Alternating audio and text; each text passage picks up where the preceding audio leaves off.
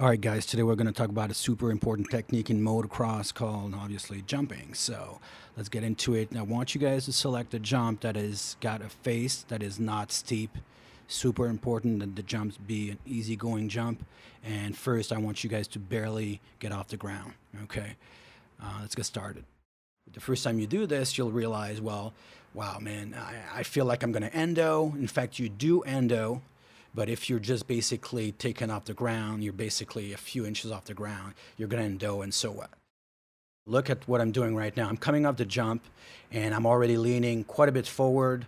On basically my head is past the handlebar, and what I'm trying to do is I'm trying to be ready for when I actually hit that face.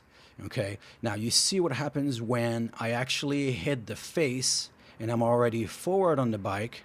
You see my helmet, you see my body weight.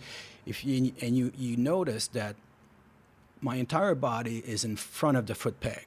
You see right there, if you were to draw a line right there at the foot peg, level, basically a vertical line, right? You would see that my entire body, except my feet, of course, my entire body is in front of the foot peg, at the face, at the takeoff, right?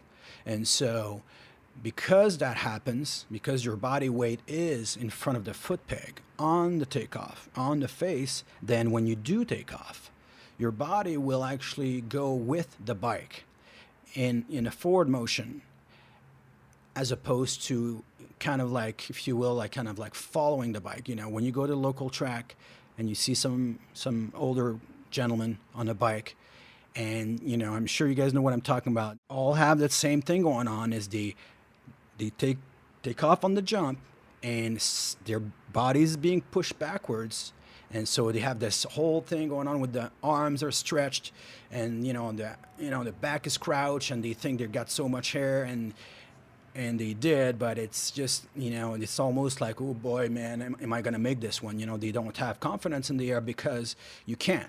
You can't have confidence in the air when your body is being pulled by the bike. What you want to have is your body pulling the bike, not your bike pulling your body. Now, if you have your weight forward, like I have on this jump, or basically my body is pulling the bike.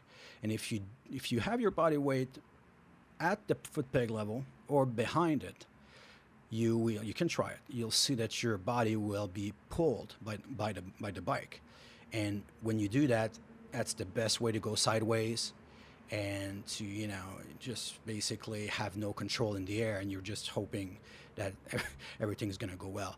And you see the pros, look at Chad Reed and all the top guys, and pause the footage on the faces, okay, and you'll see their body weights being forward on the bike, and just, of course, what happens, there you go, the body is pulling the bike, and the bike is not pulling the body.